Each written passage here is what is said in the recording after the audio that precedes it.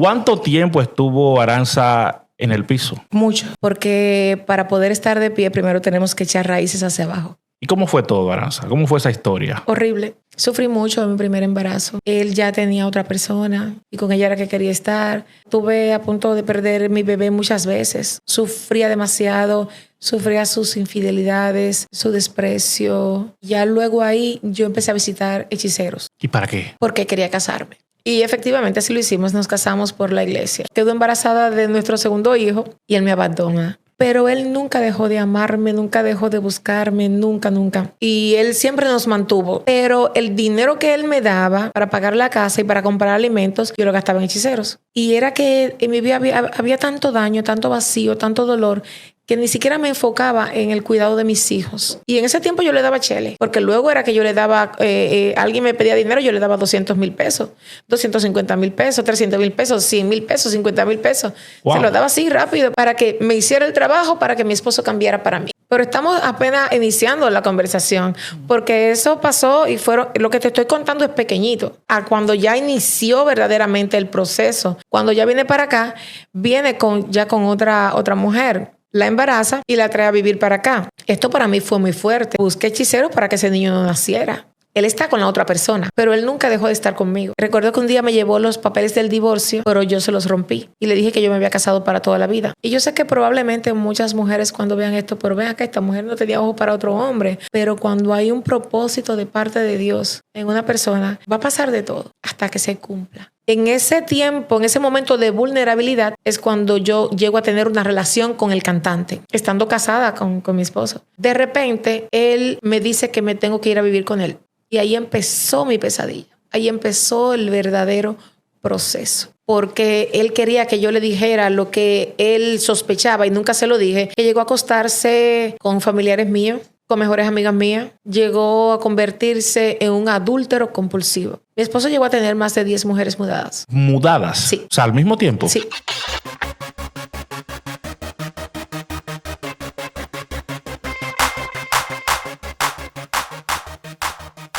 Bienvenidos a otro episodio de Más Allá de las Redes. Acomódense, ya ustedes saben lo que yo les voy a decir. Cuelen su cafecito, prepárenlo. Recuerden que yo tengo el mío siempre a la mano, porque en el día de hoy tenemos una historia muy interesante, muy impresionante para mí, porque mi invitada atravesó muchísimas cosas en su matrimonio, cosas que para muchas otras personas son insalvables, y ella, gracias a Dios, logró restaurar su matrimonio y hoy usa su historia para restaurar otros matrimonios también, además de que tiene un pastorado y nos va a contar exactamente lo que ella y su esposo han estado haciendo. Pero vamos a hacer un repaso por toda su historia para que ustedes puedan entender exactamente de lo que yo estoy hablando. Les aseguro que se van a sorprender bastante. Bienvenida, Aranza Tavares. ¿Cómo está? Muy bien, muy bien. ¿Sabes qué primicia aquí, Sí, yo sé. El libro está aquí, recién salido del horno, ¿verdad? Sí. Venciendo de rodillas se llama. Así es, venciendo de rodillas. Fíjate en la imagen cómo está la mujer en el piso, rostro en tierra, y cómo se va parando. O sea, que no fue de la noche a la mañana que del piso me puse de pie. No. Fue un proceso bastante doloroso, muy difícil, donde hubo de todo. ¿Cuánto tiempo estuvo Aranza en el piso? Mucho. Porque para poder estar de pie, primero tenemos que echar raíces hacia abajo. Si hablamos de años, Aranza, ¿cuántos? 21 años. 21 años en el piso, en un proceso. En un proceso. Wow. En un proceso. ¿Por qué 21 años? Porque hasta que no aprendí, no conocí al Señor, no conocí cómo verdaderamente se vence, no con mis fuerzas, sino con las fuerzas del Señor.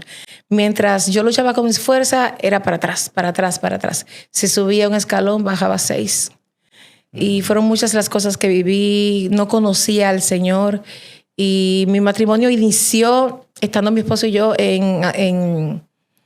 no conociendo al Señor verdaderamente, y estábamos en fornicación. Para los que no puedan entender esto es, nos juntamos, nos mudamos. Mucha gente le llama a esto me casé. Sí. Pero eso no es casarse, porque el sexo es para el matrimonio solamente. Pero hoy día es un poco difícil que la gente entienda esto. Pero así empezamos mi esposo y yo en pecado. O sea que cuando ustedes se juntaron no eran cristianos. No. Ninguno de los dos. No. ni venían de familias cristianas. En mi familia sí había muchos de varias religiones, al igual que la de él, pero él y yo no. Veníamos de la religión popular, pero verdaderamente no nos aplicábamos absolutamente nada. Muy bien, vamos a contarle a la gente su historia. Vamos a empezar por usted, dónde usted nació, dónde se crió, de qué clase, de qué tipo de familia viene Aranza. Nací en Barahona y mi familia es de Cabral, Barahona. Y desde mi nacimiento me impresiona mucho algo que dice el libro. La editora de verdad que hizo un excelente trabajo porque dice nacer, mi primer desafío. ¿Y por qué mi primer desafío? Porque nací en condiciones que muchos médicos probablemente podrán decir que es imposible o algo así. Mi madre murió estando yo dentro de su vientre. Wow. Y cuando ella muere, yo estuve casi 2 horas dentro de su vientre, en un vientre sin vida. Pero allí me oxigenó el Espíritu Santo de Dios, porque tenía planes y propósitos conmigo. Dios mío, ¿y qué le pasó a su mamá, Aranza? Un infarto. ¿El labor de parto? Fue estando en la camilla. De hecho, ella estaba hablando con una de sus hermanas, que fue quien me crió, una de mis tías, y ellas estaban hablando y le dijo, yo no me paro de aquí, no voy a salir de aquí. Ella presentía su muerte y le dijo a mi tía, que es mi madre, quien me crió, que me cuidara porque ella no iba a salir de ese lugar. Y al rato ella estaba sola en la sala y ellos escucharon un grito y ella tuvo un infarto, murió. Pero en ese momento mi familia, imagínate, muchos años atrás, y mi familia se enfocó, me cuentan la historia de que se enfocaron más en buscar el médico, ¿verdad? Mi abuelo quería atrapar al médico. Ya tú te imaginas las intenciones. Claro. Y yo estaba dentro de su vientre. Ahí luchaba dentro de un vientre sin vida, pero el Espíritu Santo me oxigenó. Tremendo, wow, impresionante Sí. eso. A ver, me intriga, quiero que continúe en el orden, pero me intriga saber cuántos años tenía usted cuando le contaron esta historia. Bueno, antes de contestarte eso, debo decirte que toda la vida me culpé de la muerte de mi madre. Toda la vida, toda la vida. Sufrí mucho porque lo único que recibía, yo recibía amor de mi familia, pero era un amor conmiserado porque recordaban a la muerta. Por ejemplo, yo nunca, el día de mi cumpleaños, yo nunca supe lo que era celebrar un cumpleaños. No se me felicitaba porque pensaban más. El mismo día que yo nací fue el mismo día que ella murió. Entonces, recordaban más a la muerta. Mi familia no sabe. De hecho, mi familia, el lanzamiento fue el pasado jueves y ellos estaban ahí, escucharon todo lo que yo conté y les dije que no se sintieran mal porque yo estaba contando mi historia. Y para mí fue muy fuerte toda mi vida. Yo recuerdo que le pasaba por el frente a mi abuela para que me felicitara. Le pasaba varias veces como queriendo que ella me felicitara, pero nunca lo logré. Nunca lo logré porque siempre recordaban a la muerta. Mi mamá tuvo 3 hermanas, ellas pasaron a ser mis madres y mi abuela también. Yo me crié con mi familia materna y me dieron todo, o sea, todo. Te puedo decir todo. Fue una niña muy consentida, pero lo único que yo necesitaba era amor. Recibía amor en cierta forma, pero era un amor conmiserado, porque era como recordar a la muerta y darle a la huérfana ese amor. Por ejemplo, mis hermanas, mis tías pasaron a ser mis hermanas, tías y madre.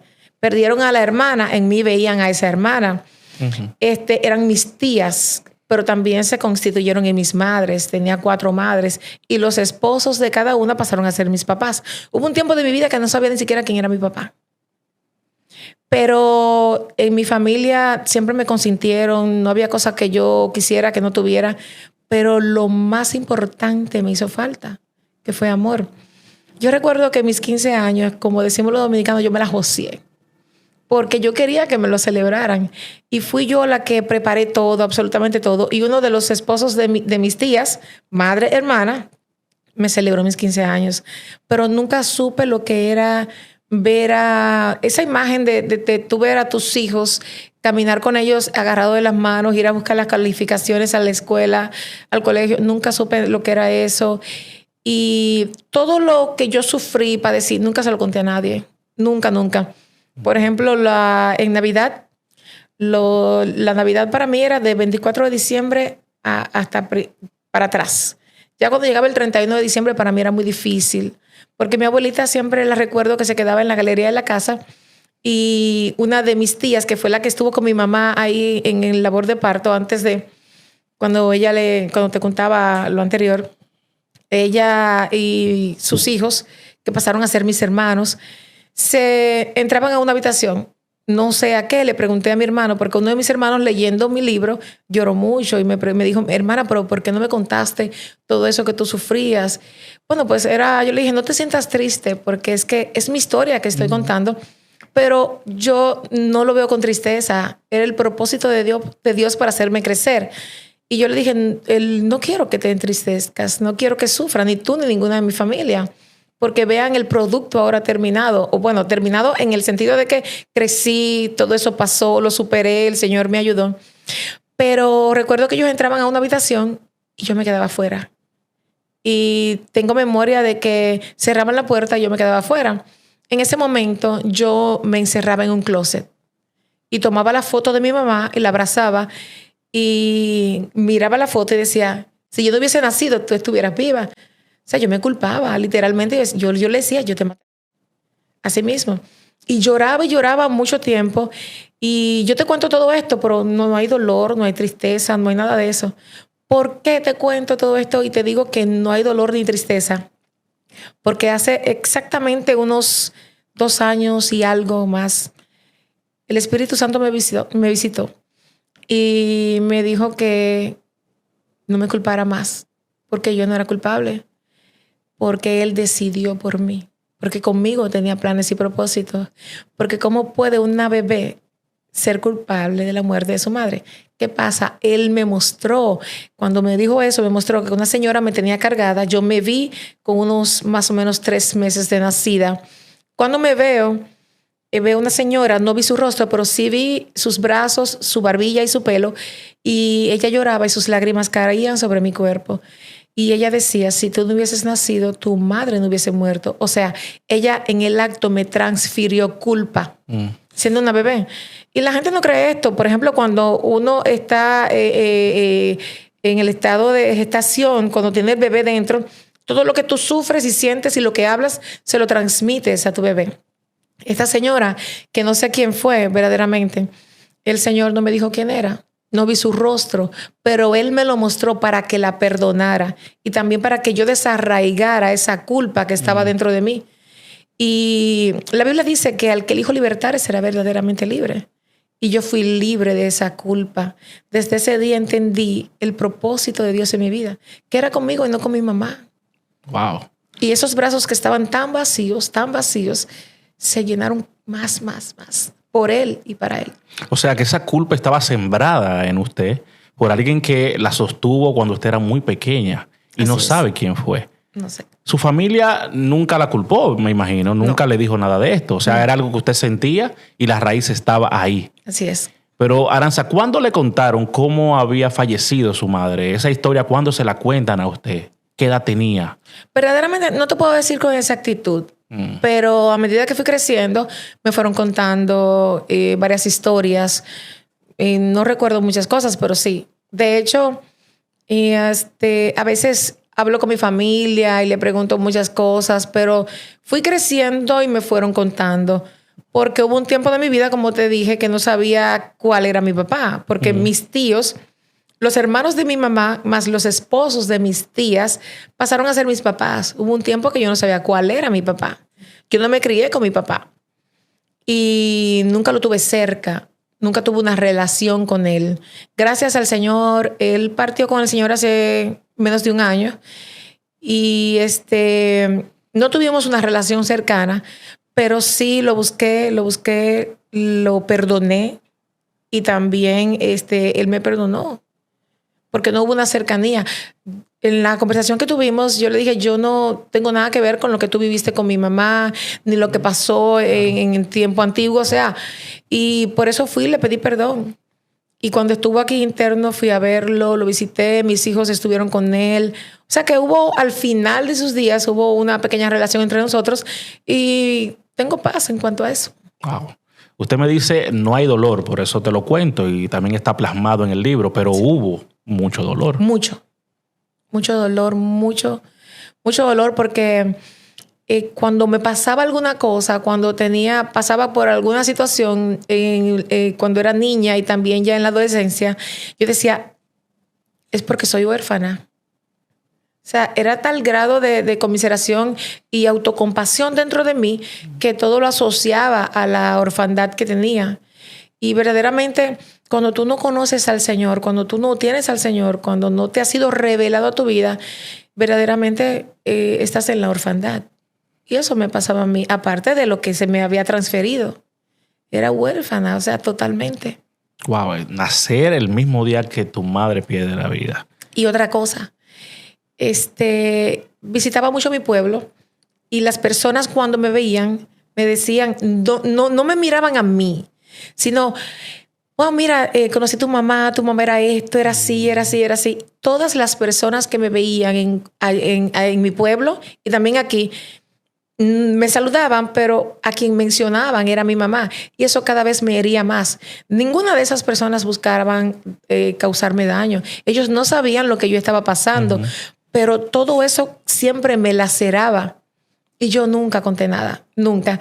Hace unos menos de 2 años, después de esa visitación con el Espíritu Santo,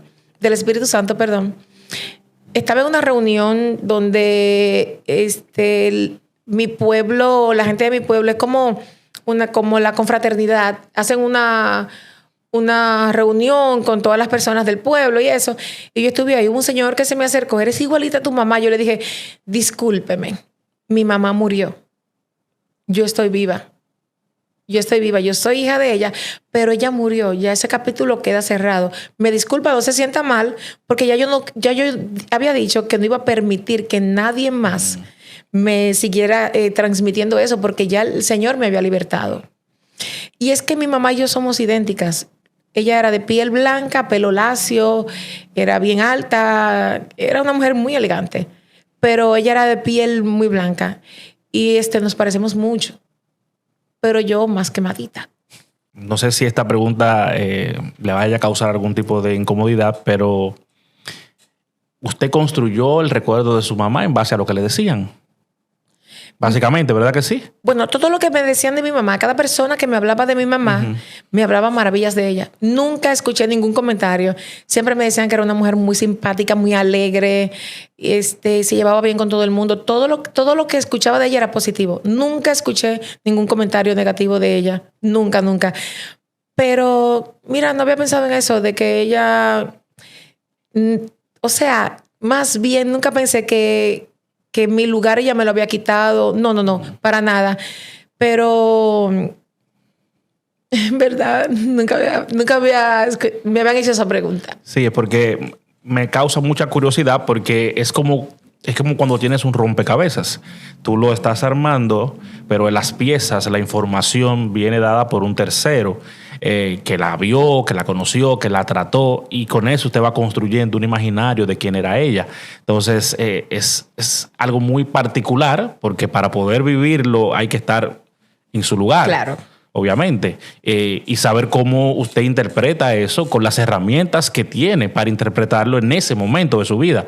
Estamos hablando de una niña que va creciendo en este contexto con todas esas carencias afectivas. O sea, hay gente que me quiere alrededor, pero no me están importantizando por lo que yo soy, sino quizás por quien me trajo al mundo, por lo que entienden que yo represento. O sea, crecer así no es nada fácil, nada sencillo. No lo es.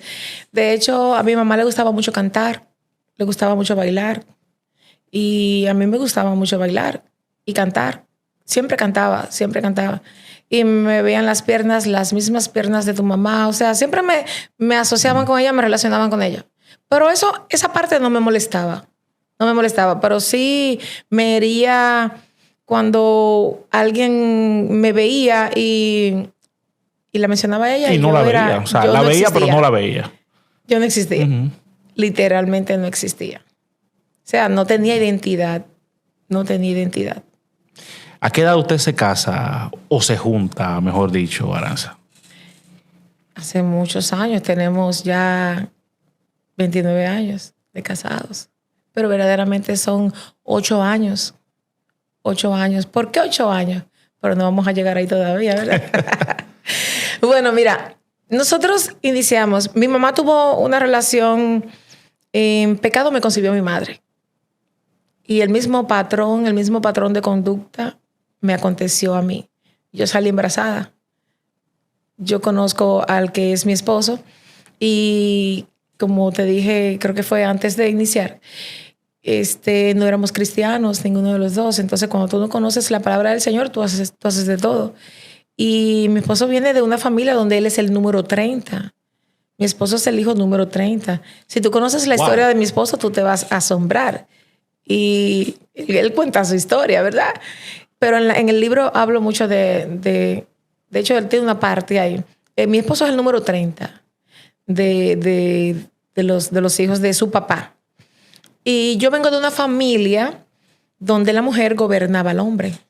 Donde el hombre podía decir lo que fuera, pero la mujer eso era lo que se hacía. Entonces, imagínate eso. Yo vengo siendo una niña muy consentida. Vengo marcada con todos esos sentimientos que nadie conocía. Entonces estoy buscando en un hombre una paternidad. Yo buscaba paternidad en la persona que quería conocer y buscaba que me hiciera feliz. Estaba totalmente equivocada porque una mujer nunca puede depender su felicidad de un hombre. Ella debe de ser feliz por el Señor. Ser feliz ella, conocer al Señor, ser feliz y compartir esa felicidad con un hombre de Dios. Pero yo no podía conocer esas cosas porque no era para nada espiritual, no conocía al Señor. Entonces, cuando lo conozco, este hombre ya viene con esta historia, tenía varias mujeres y eso, viene con esta historia de que su papá él era el número 30, su papá de San Juan de la Maguana y su mamá de Puerto Plata. Y nos conocimos, iniciamos una relación y recuerdo que él dijo, si tú crees que me vas a gobernar, estás muy equivocada, porque él empezó a ver eso en mi familia, de que las mujeres eran las que gobernaban. Entonces, yo también recuerdo que pensé y dije, bueno, eso lo vamos a ver. Y ahí inició la historia, muchos puntos suspensivos. ¿Dónde se conocieron, Aranza? Aquí. Porque cuando muere mi madre, a los 2, 3 años más o menos, muere otro hijo de mi abuela. Entonces, mi familia decide venir para Santo Domingo a vivir. Y mi esposo y yo nos conocimos. Mi hermana, una de mis hermanas, me invitó a trabajar en un lugar por una semana. Era algo como del gobierno, preparando unas canastas navideñas. Yo nunca había trabajado, nunca. Y yo dije, bueno, una semana, ok, vamos a ver qué pasa. Y fui. Y el primer día, porque como te dije, a mí no me gustaba que me mandaran, que me gobernaran, porque consintiéndome tanto, yo era muy engreída, era muy altiva, era lo que yo dijera. Me mal acostumbraron. Y cuando fui a ese trabajo, recuerdo que eran esas cajas que hace el gobierno y yo estaba cansada ya la iban pasando y me tocó poner un paquete de pasta, de la comestible, pasta. Uh-huh. Y yo no la coloqué, sino que la lancé. Cuando la lancé, este caballero viene y se pone delante de mí y me dijo, mi amor, no la lances porque se puede romper. Y eso me molestó. Me molestó bastante. Tanto así que yo no quería continuar. Y ese día empezó él a estar con su mirada. Él dice que fui yo que lo enamoré. O sea, como ustedes los hombres siempre cambian la historia y eso. Entonces yo no quise seguir, no quise volver. Él empezó a hablar con mi hermana, que yo le gusté, pero sus intenciones no eran buenas. Yo no le gusté verdaderamente como él dijo, no. Él dice que se enfocó en mis piernas y que se había enamorado de mí, pero sus intenciones no eran buenas. Y después de eso, pasó la semana de labor, yo regresé, terminé, me gané mi dinero. Recuerdo que fueron 2,500 pesos. Sí, 2,500 pesos. Hace 29 años atrás. Dinero, gracias. Por una semana. Y después de eso, él empezó a visitarme. Y de ahí para adelante ya, es historia. Entonces, usted queda embarazada y deciden mudarse juntos. ¿Así pasó? Al año. Al año es que quedó embarazada. Al año. Porque nos íbamos a casar, era la boda perfecta, era una boda que era en la playa, una boda soñada y todo eso, hasta que su familia lo impidió que él se casara conmigo. ¿Y por qué? Porque su familia no me quería. No me quería, su mamá no me quería, su hermana no me quería, yo tampoco a ellos. O sea, era mutuo. Tú sabes que cuando esa parte yo le estaba revisando en el libro, yo me reí mucho porque ellos no me querían y yo tampoco a ellos. Porque como te dije, yo era una persona que, era altiva, era engreída. O sea, yo no tengo que, para ganar tu atención, yo no tengo que hacer nada. Bueno, hay términos que no los uso, pero es como para ganar tu favor, no tengo que dejarme Buscarte humillar, lado, sí. ni tampoco que me pisotees, ni nada de eso. Era había muchas cosas dentro de mí que venían por los patrones de conducta aprendidos y las maldiciones generacionales también. Entonces yo pulseaba y yo tenía que ganar. Bueno, se impuso porque se lo llevó al hombre. Claro. O me llevó él a mí. O él la llevó a usted, pero la familia se quedó, como dicen, con la cara arrugada. Mientras ustedes se... No se dio la boda. Entonces es cuando, un tiempo después, unos meses, yo quedo embarazada. Ok, y se mudan juntos. Y ahí empieza la historia conjunta de su familia. Luego que yo salgo embarazada, tenemos nuestro bebé, que de hecho él no quería que naciera. No quería que naciera. Yo le dije a mi mamá, y no a mi abuela. Mi abuela fue la que fue más cercana, pero esa tía de la que inicié hablando, le dije a ella que él me quería llevar a un lugar para que no tuviera el bebé. Y yo le dije a ella que me acompañara, pero que yo no iba a permitir eso. Y fuimos al lugar. Recuerdo que fue en la zona oriental. Y nos recibió una doctora que era un ángel de Dios. Porque ella le dijo, bueno, ya mi esposo tenía 2 hijos. Él venía de un divorcio. Oh, entiendo. Sí. Entonces, ella le dijo, tienen 2, hay 2. Y él le dijo que no podía mantener ese tercero. Era falso. Sí podía. Y ella le dijo, donde comen 2, comen 3. ¿Por qué interrumpirlo? ¿Por qué querer hacerlo? Él no tiene la culpa. Él no pidió nacer. Y yo le dije, no, yo no lo voy a hacer. Yo voy a tener mi bebé. Y ahí fue el primer rechazo de mi niño. Y eso pasó con mi mamá. Se estaba repitiendo la historia.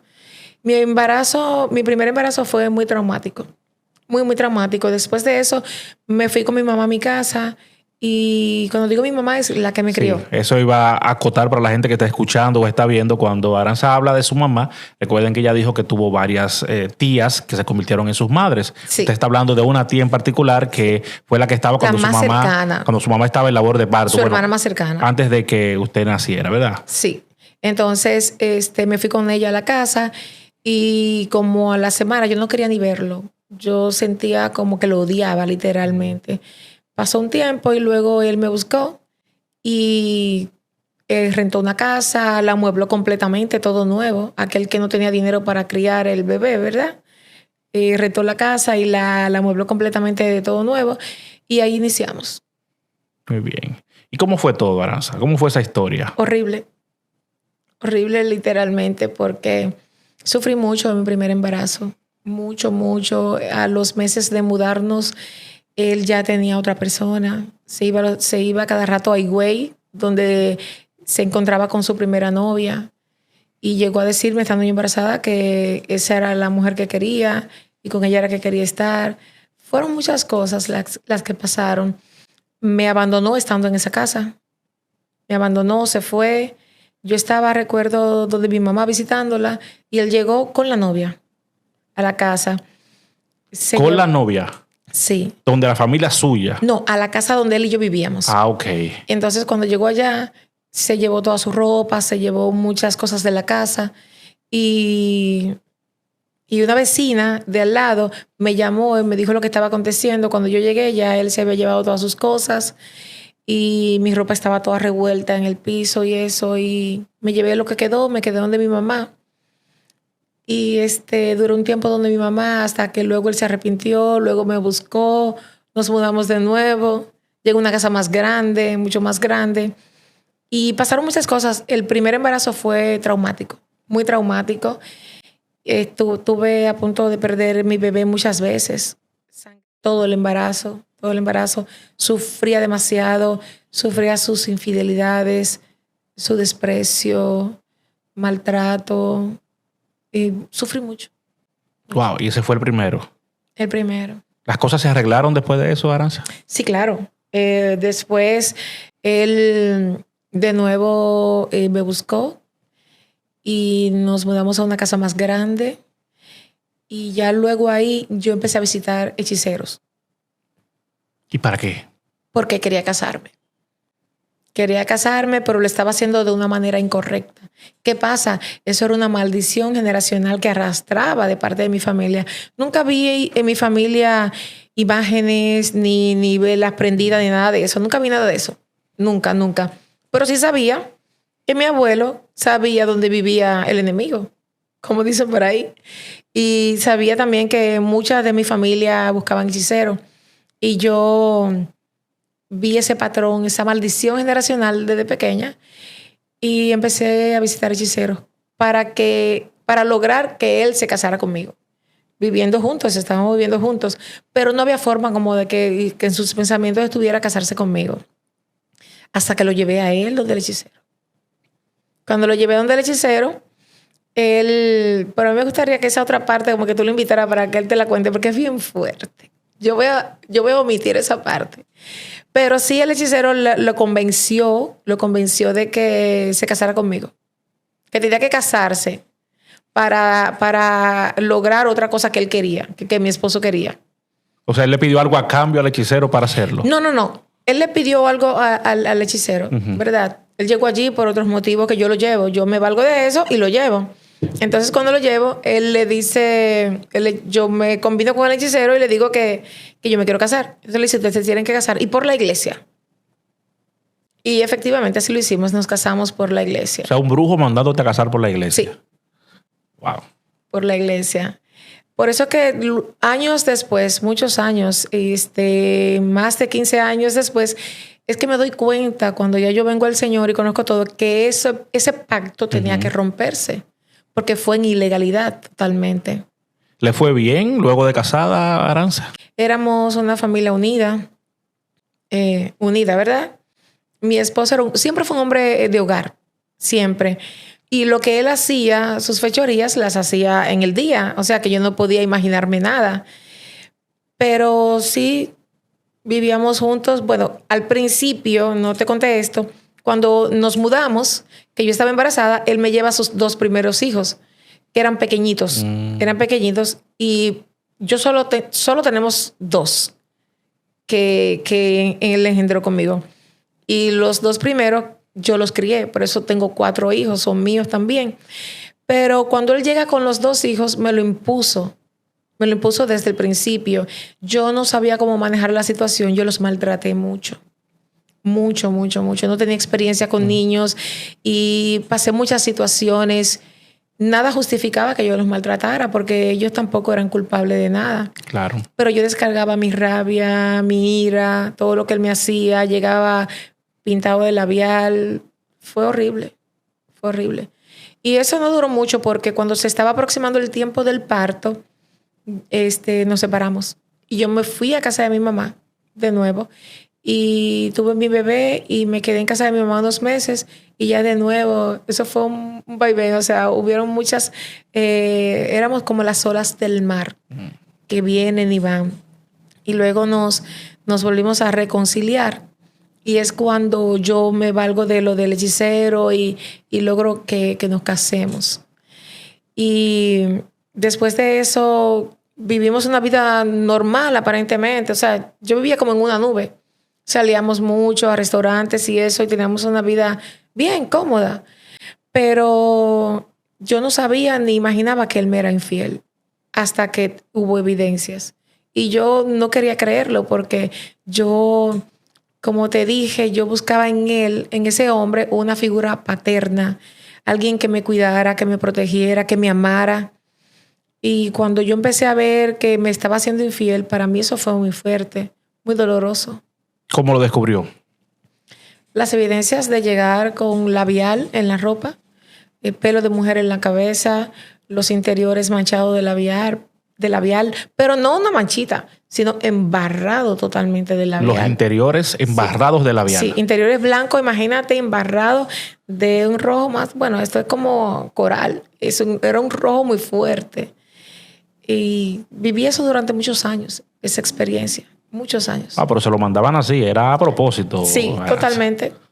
Totalmente. ¿Y quién era la susodicha? ¿Era una o eran varias? Bueno, varias, porque luego quedó embarazada de nuestro segundo hijo y él me abandona.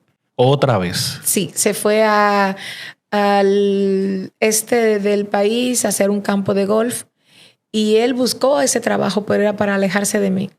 Se alejó de mí y recuerdo que yo estaba en la religión popular y yo pertenecía al coro de la iglesia. Y cuando ya salgo de estar en la misa, que voy a la casa, veo que él se llevó todas sus cosas. Paso de nuevo por la misma experiencia dolorosa.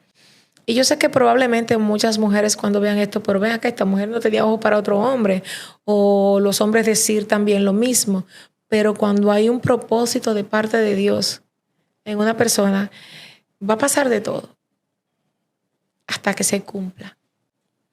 Pero yo no podía entender nada de esto, ni lo pensaba, ni lo imaginaba. Mi mente no estaba en eso.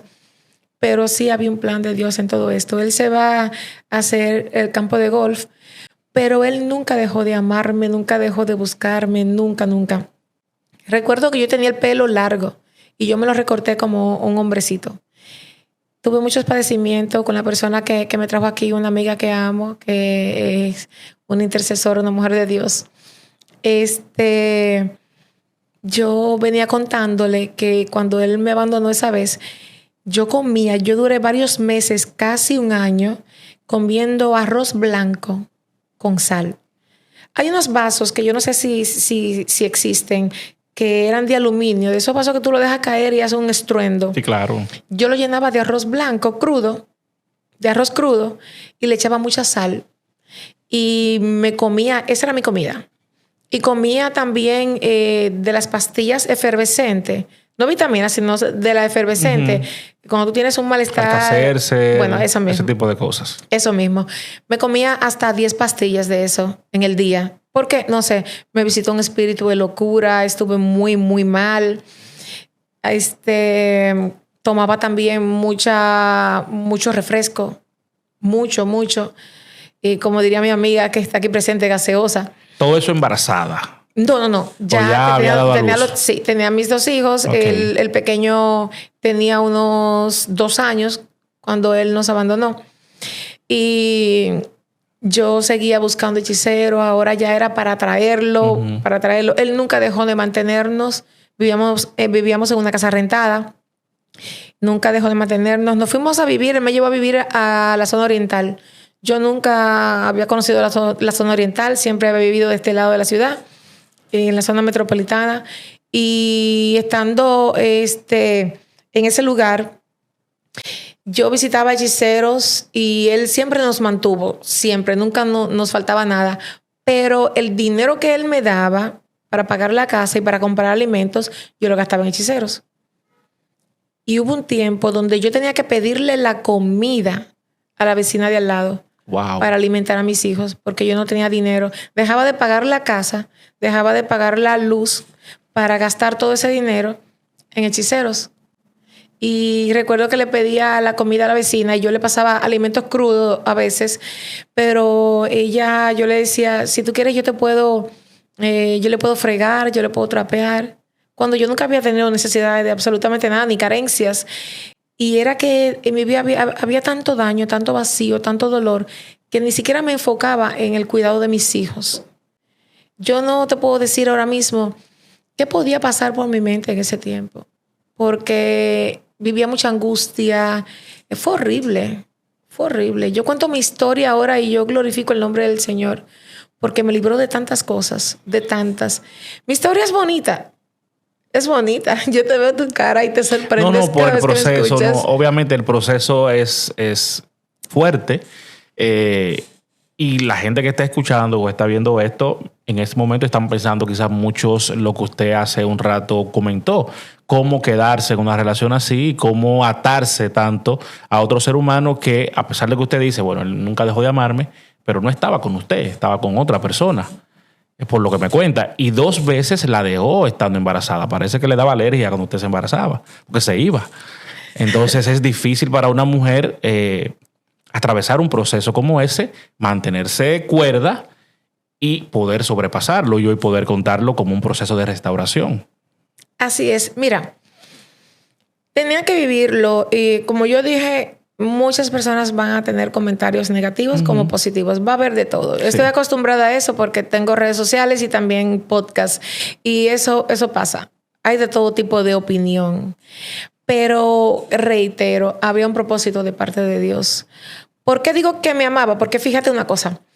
Hay títulos que reitero, la editora manejó muy bien.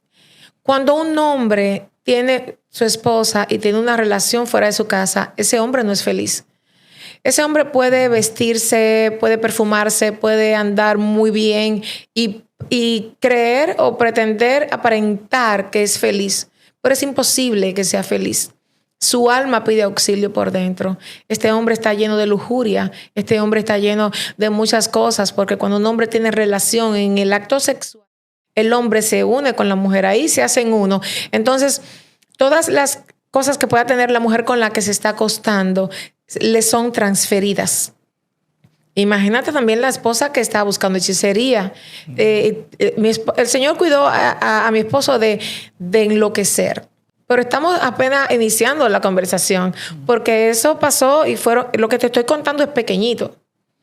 A cuando ya inició verdaderamente el proceso.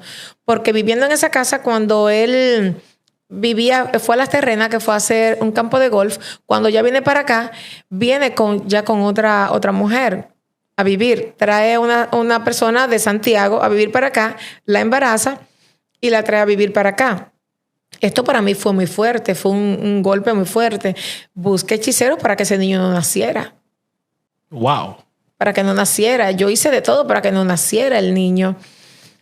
Y te cuento esto porque recuerdo ahora que estuvimos predicando en New Jersey y él estaba presente. Y no es lo mismo cuando una persona está contando algo a cuando está la evidencia ahí. Y yo llamé al altar al niño de mi esposo, un muchachote grande, hermoso, que amo, que no pidió nacer, que no tenía culpa de nada. Y yo dije, ese niño que yo quise interrumpir el embarazo, ese niño que no tenía culpa de nada, que fue algo entre los adultos, que él no tenía nada que ver, yo lo llamé al altar. Yo le dije, él es hermano de mis hijos. Y lo abracé. Y eso fue muy impactante para la iglesia. Y eso confrontó a muchas mujeres. O sea, cada cosa que Dios permite en tu vida es para algo. Romanos 8:28. Y esto ya se aplica a mi vida cuando conozco al Señor. Que a los que amamos al Señor todas las cosas nos acontecen a bien. Esto conforme al propósito por el cual hemos sido llamados. Hoy día hay muchos matrimonios padeciendo. Hoy hay muchos divorcios. Hay divorcios hasta porque tú puedas dejar ese vaso ahí y no lo retires. Empieza una discusión y hay un circuito abierto y no se cierra. Personas que esposo y esposa que dejan de hablarse dentro de la casa, se acuestan así de espalda y así abren brecha.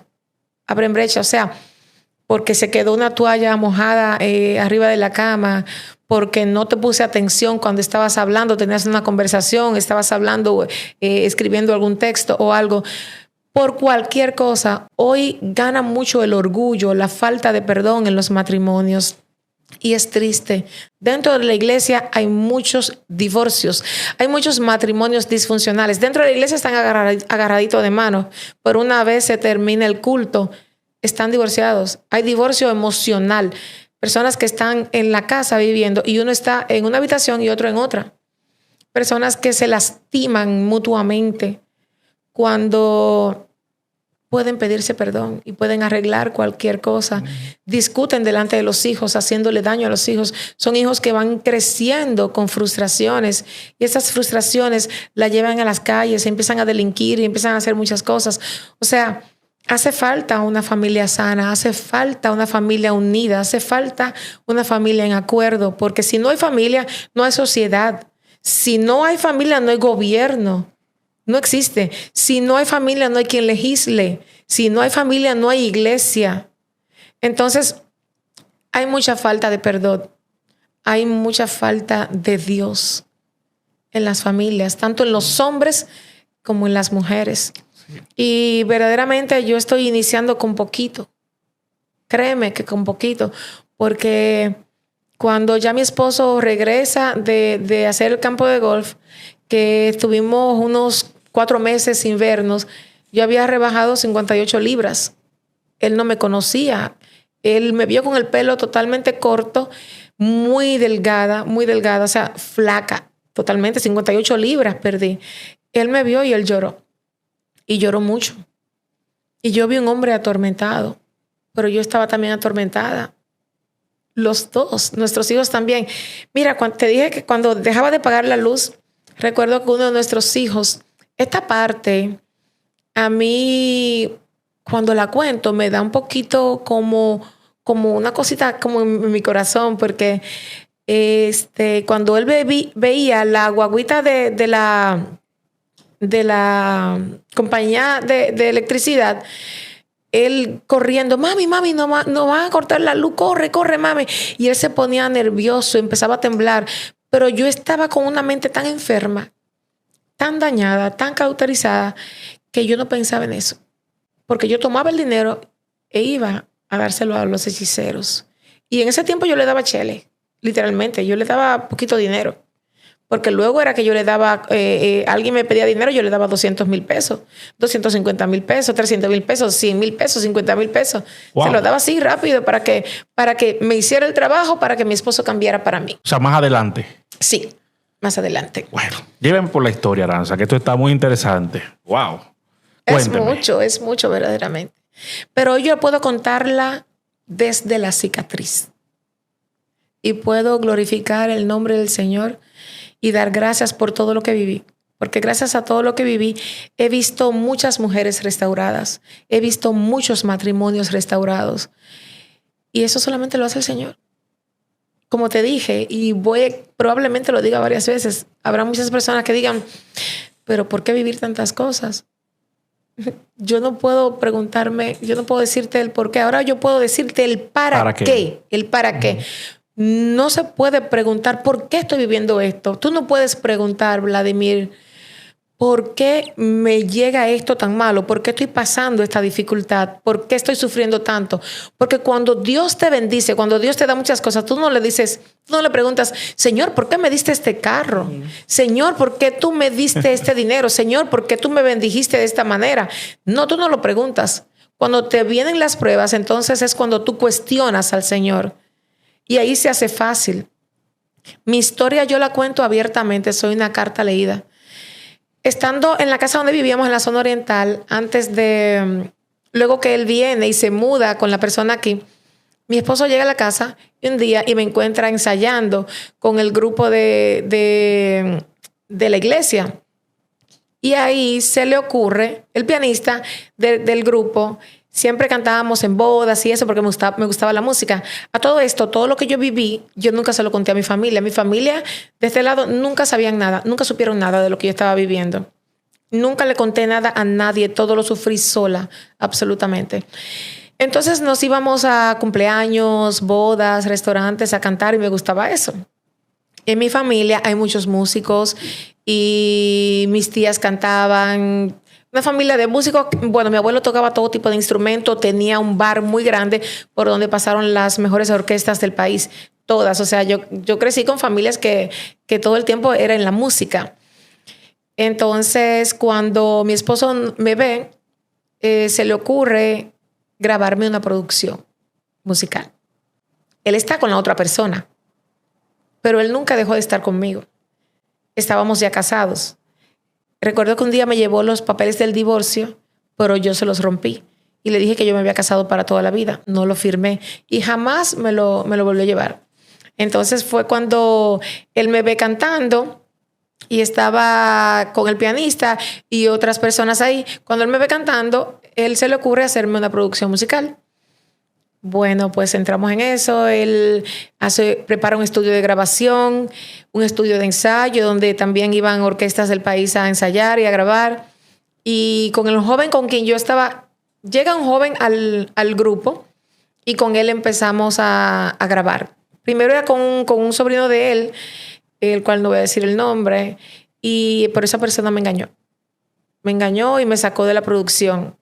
Eso me frustró un poquito, pero después empiezo a grabar con este joven, empiezo a estar en los programas de televisión, empiezo a viajar a nivel nacional. Mi esposo se va a Estados Unidos a buscar una firma internacional. ¿Para usted? Sí. A todo esto, él está ya viviendo con otra persona. Y yo sé que está viviendo con otra persona. De repente mi esposo me compra un apartamento en Arroyo Hondo. Y yo tenía un carro. Y luego él lo vendió y me compró el apartamento. Y cuando me mostró el apartamento, me dijo, mira, te tengo también tu carro. Pero él no había comprado casa para él.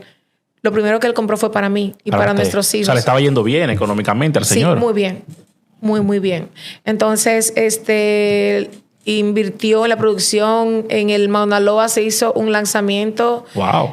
Por todo lo alto, donde estaba la prensa nacional. También habían algunas internacionales. Fue todo un lanzamiento. Fue una cosa por lo alto. Pero yo estaba muy vulnerable en ese momento. Muy vulnerable. Ya yo estaba en la música, estaba en entrevistas de televisión, estaba en todas partes, salía en los periódicos. Y él estaba sintiendo que me estaba perdiendo. Yo estaba envuelta totalmente en lo que yo quería en la música, porque siempre amé la música. Y él sentía que me estaba perdiendo. Ya yo ya no era la que estaba llorando por él, la que estaba detrás de él. No. En ese tiempo, en ese momento de vulnerabilidad, es cuando yo llego a tener una relación con el cantante. Estando casada con mi esposo. O sea, usted estaba casada con su esposo, él tenía otra persona, sí, pero él seguía con usted. Entonces sí, usted tiene una relación con alguien más en ese momento. Sí. Nada lo justificaba. No era cristiana, pero no lo justificaba. Una infidelidad no tiene justificación. Para nada. No importa que seas o no seas cristiano. En ese momento, este joven empezó a hablarme al oído. Él no me obligó. Para nada. Y mi esposo no vivía conmigo. Me visitaba, pero estábamos juntos. Cuando me visitaba, estábamos juntos. Nunca lo llamé ex esposo.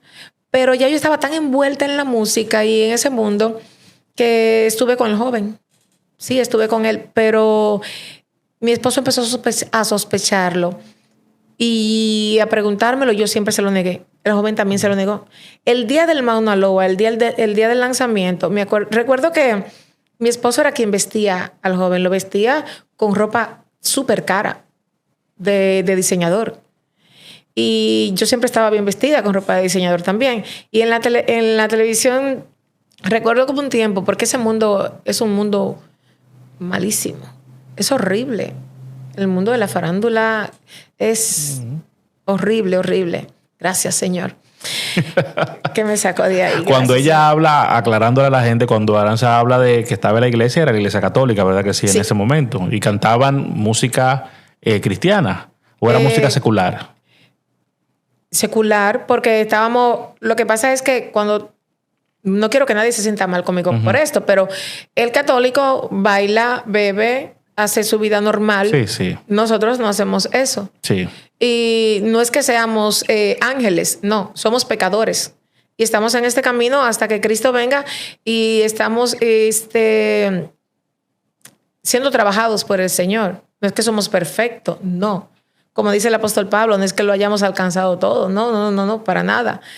Y cuando él estaba con la otra persona, pero seguíamos casados legalmente. Y yo caigo en esto, estoy con el otro joven, pero yo se lo negué siempre a mi esposo. Este hombre se obsesionó de una manera que el día del Mauna Loa, el día del lanzamiento, recuerdo que el presentador esa noche es un comunicador, presentador de televisión, muy conocido. muy, muy conocido. Y los planes de mi esposo esa noche era, después del lanzamiento, llevarnos a él y a mí a un lugar y ahí desaparecernos. O sea, él sospechaba ya de todo. Sí, sospechaba. Teníamos un manager que mi esposo siempre le preguntaba y el manager se lo sospechaba o lo sabía, no sé. Pero nunca dijo nada. Él siempre me preguntaba, yo tenía mi chofer, y él siempre le preguntaba al chofer, el chofer tampoco decía nada, decía que no había visto nada. Mi esposo solamente sospechaba, pero nunca supo nada. Y yo siempre se lo negué. El joven también se lo negó. De hecho, en el libro, yo estoy contando el libro, la gente no lo va a comprar. Al contrario, la gente lo va a comprar para entender mejor y ver todos los detalles, porque aquí estamos hablando por encimita. Los detalles están en páginas. Parafraseando. Ahí. Claro que sí. Bueno, pues entonces cuando esa noche uno de sus hermanos de mi esposo lo ve como nervioso, lo ve medio raro, él le dice, ¿qué te pasa, fulano? Y entonces él le dijo, no me pasa nada. Y él insistió.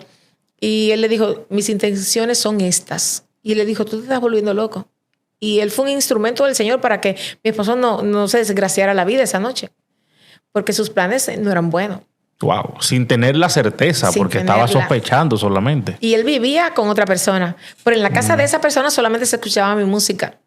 En la casa de esa persona vino un manager de Europa, de Barcelona, y para hacer una firma con nosotros, la mujer que vivía con él en ese momento tenía que aguantarse todo eso. Tenía que aguantárselo. O sea, ella estaba consciente de que él estaba casado con usted, claro, de que la visitaba a usted, de que intimaba con usted. Todo. Y todo. Y ambas aceptaban ese acuerdo, digamos. No, yo no era que lo aceptaba. Yo era la esposa. Bueno, pero usted aceptaba que él estaba con otra. No era que lo aceptaba, sino que... No tenía de otra. No tenía de otra, no le reclamaba, pero sí sufría. Sufría mucho. Pero yo estaba en el mundo de la música y ya me estaba olvidando. Yo sentía como que eso era un escape. La farándula. Sí. El artitaje. El artitaje, literalmente. Era algo como que me estaba arrastrando y me estaba llevando más al pecado. Pero esta persona, que es madre de ese niño, que ya es un hombre de 19 años, tenía que aguantar todo eso. Todo. Pero ella tenía beneficios, obviamente. Vivía en una casa con piscina, una casa súper grande, tenía todo. Bueno, pues pasa ese tiempo y de repente mi esposo se va con el manager a la ciudad de Nueva York buscando una firma. Creo que, bueno, no lo voy a mencionar. Está en el libro. Y la firma en ese momento dice que no quería grupo. Recuerdo que había un grupo de bachata que se llamaba Monchi Alexandra en ese tiempo. Y ellos era en el momento que se estaban separando. Unos estaban bajando y otros estaban subiendo. Y era como, estábamos como en nuestro mejor momento. La multinacional que mi esposo visitó y también visitó Univisión, recuerdo. Ellos dijeron que en el momento no tenían en su carpeta, no necesitaban eso. Pero que tomaron el producto, la producción, y lo tenían ahí. No pasó nada. De ahí se va, eso fue en Miami. De ahí van a Nueva York. Cuando van allá, mi esposo, la persona que lo recibe en el aeropuerto, mi esposo es una persona que... La primera impresión, tú sabes, la persona que lo recibió allá en Nueva York llegó en chancletas, como decimos, en short. Cuando mi esposo vio eso, ¿qué es esto? Entonces le reclamó al manager y mi esposo dice que una voz le dijo, deja todo lo que estás haciendo. Deja todo lo que estás haciendo porque tengo mejores planes para ti. Mi esposo no sabía quién era que le estaba hablando. Y esa voz seguía, deja todo lo que estás haciendo porque tengo mejores planes para ti. Bueno, mi esposo viene para Santo Domingo. Cuando llega aquí al país, desde el aeropuerto le dijo al manager, no tengo nada que ver contigo. No te veo jamás en la vida. Y yo fui que lo fui a recibir. Y cuando lo recibí, él me dijo, tú tienes las lágrimas largas. Y empieza a llorar desde ahora porque esto se acaba. Él desbarató todo. Quitó el estudio de grabación. Los equipos eran muy sofisticados. Fue una gran inversión. Él vendió todo, otras cosas las regaló y el grupo terminó. Yo sufrí muchísimo. mucho, mucho. Yo vivía en Arroyo Hondo, en el apartamento que era mío. Él vivía también en Arroyo Hondo, en una casa muy grande, con piscina, un poco cerca de la mía, no tanto. Y como él veía que me estaba perdiendo, de repente él me dice que me tengo que ir a vivir con él. Que me tengo que ir a vivir con él, que él no soportaba más, que él quería a su familia. Y yo, pero ¿cómo tú lo vas a hacer? ¿Dónde nos vamos a mudar? Ven a vivir para acá. Y él lo que hizo fue agarrar una muñeca de un sitio y otra muñeca del otro lado y las cambió. Yo me fui a vivir, él me llevó para la casa donde vivía. Y a la joven se la llevó para mi apartamento. Obviamente con todas sus cosas, todos sus muebles y todo. Y me llevó a vivir a mí a esa casa. Fue un infierno vivir en esa casa. Fue un infierno vivir en esa casa porque esa casa me traía recuerdos. O sea, yo no era feliz ahí porque él vivió ahí con ella.